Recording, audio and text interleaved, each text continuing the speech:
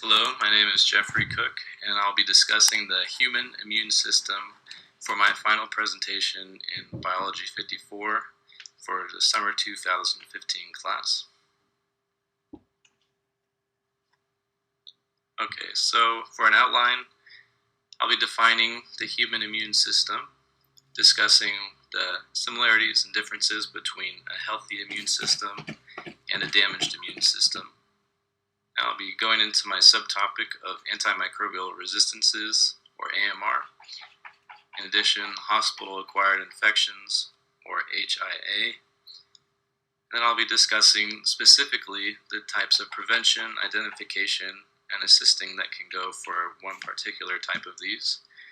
And finally, I'll be wrapping up with an example from a local company called Excel Biotech Incorporated and what they've done to help the healthcare that is available for these types of bacterial infections. So to define the human immune system, it is that the body's defense against infectious organisms and other invaders. On the left, we have a picture of the organs of the immune system, and we have quite a few listed here. But to go into detail, the main components are the lymph nodes, which filter the lymph and form lymphocytes, the thymus, which produces T cells for the immune system, our spleen, which of course produces and removes blood cells, and the most important is the bone marrow, which produces all the red blood cells, the platelets, and the white blood cells. So what defines a healthy immune system? I think most of these kind of necessary habits are commonly known in our community today, but they are to not smoke any inhalants, especially cigarettes, to make sure to eat fruits, vegetables, whole grains, while lowering the amount of saturated fats in your diet, to make sure to properly exercise in a healthy fashion, and if you're going to have alcohol in your diet, it's important to only have it in moderation. It's very important to have adequate sleep on a nightly basis. And then I've underlined and bolded to avoid infection because this is what we'll be discussing for the remainder of the talk, and it's very important for keeping your immune system healthy. On the right, I have a list of vitamins that are important to have in a healthy immune system. You can tell that not all of the different types of vitamins are here because through research I've seen that the other types of vitamins are important, but they haven't been backed by concrete studies, and so I've listed the four that are a little bit more sound in the studies. So starting with vitamin A, which influences our T and B cells and cytokines. Vitamin B2 resists all the bacterial infections. And then D and E are very important together because D signals the antimicrobial response, and while E increases the antibody response. So with those together, we can have healthy living. So on the polar opposite, we're going to discuss the damaged immune system, which I think the picture on the right is really great.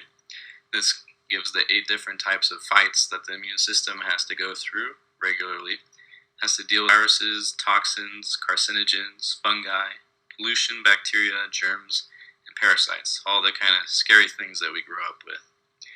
And some of the signs and symptoms when your immune system are damaged are fatigue, runny nose, cough, sore throat, fever, headaches, body aches. I think we all are pretty familiar with the fact that when these are starting to happen, we're going to be having some sort of sickness coming on, and it's something to be aware of.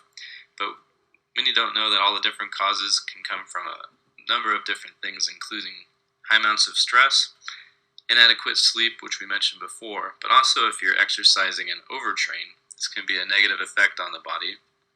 If your environment has a large amount of chemical exposure, especially at home or at work, and then finally the dietary habits that you have on a daily basis, if they aren't up to notch, then you'll be having a damaged immune system. So the subtopic that I'll be discussing again is antimicrobial resistances, or AMR. There's 2 different types, the innate and acquired.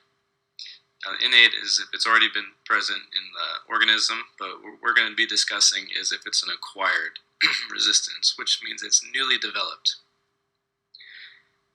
For both of these, it's when it occurs when microbes are resistant to one or more of the antimicrobial agents, which is becoming a very big issue in today's healthcare. And how the mechanisms work, there's 4 different main ones for these resisting types of microorganisms, and how it works in the body is if we have the first drug inactivation or modification. So if the body changes the way that the drug works in the body.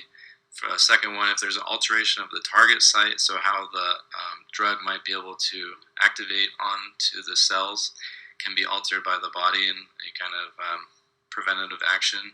The third is alteration of the metabolic pathway, so the way that the chemical reaction as this type of drug enters the body can be altered. And then finally, a reduction of the drug accumulation. So this means that there's actually little tubes in the body that can just disperse of the drug throughout the body, just removing it from the body actually, and making sure that there is not too much of it, and this can make it ultimately ineffective in the body. So later we're going to again be discussing prevention, identification, and assisting, because we need to do these to prevent these types of mechanisms. So hospital-acquired infections, or HAI, these are defined as happening up to 48 hours after hospital admission, or 3 days after a discharge, or 30 days after an operation. And the 3 most common ones in the United States are urinary tract infections, bloodstream infections, pneumonia, and then MRSA is the kind of scary one that's going on right now, and that's what we're going to be discussing in more detail for the remainder of the talk. So MRSA is methicillin-resistant Staphylococcus aureus, and this is also a street name is staph infection. Probably heard about this in the type of athletic environment, like the locker room or sport contact, and this is because this is transmitted from direct contact with the skin.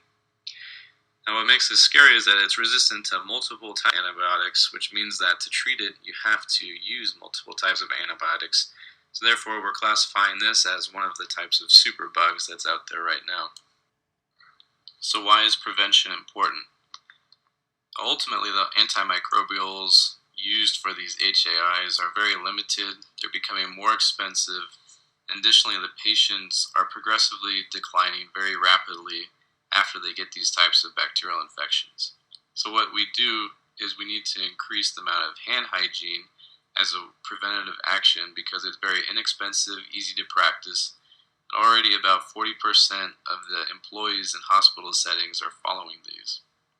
So what's happening with the other 60% though? It's been shown through studies that there's just a lack of time, they cannot quickly find the products, or they forget to wash their hands. The main problem is not finding a value in these hand hygiene techniques. And a kind of safe fact is that the lowest compliance is found in anesthetic care, so keep that in mind next time you're under the knife.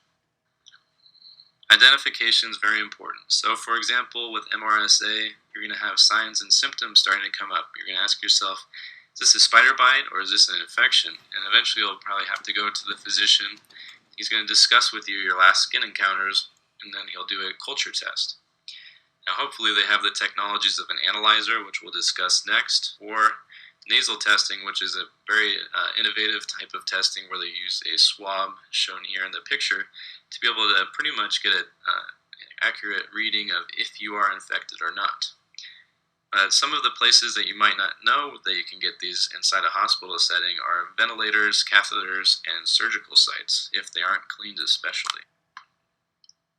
Now finally, we'll discuss the types of ways we can assist the community of recognizing these bacterial infections, and this can be done through raising awareness in classes, talks, charity events, and additionally by continuing the types of technologies that are already out there, while coming up with new ideas and safer protocols inside hospital settings.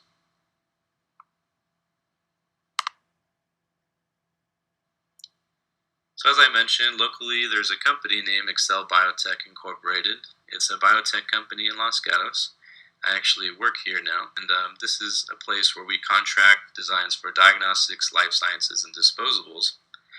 And one of the products that was made before I ended up working here is the MRSA Analyzer, which is an automated tube handling platform. And what it does is it identifies the MRSA with mechanical, electronic, firmware, and software, and ultimately it helps you prevent being able having to use too many types of antibiotics by being able to tell what type of resistances it can have. So it only gives you the identification that you have it or not, like the nasal swab, but that also helps you reduce the amount of resistances that your body will not only have currently, but also in the future as it can develop those. So here's a list of my references if you'd like to take a look at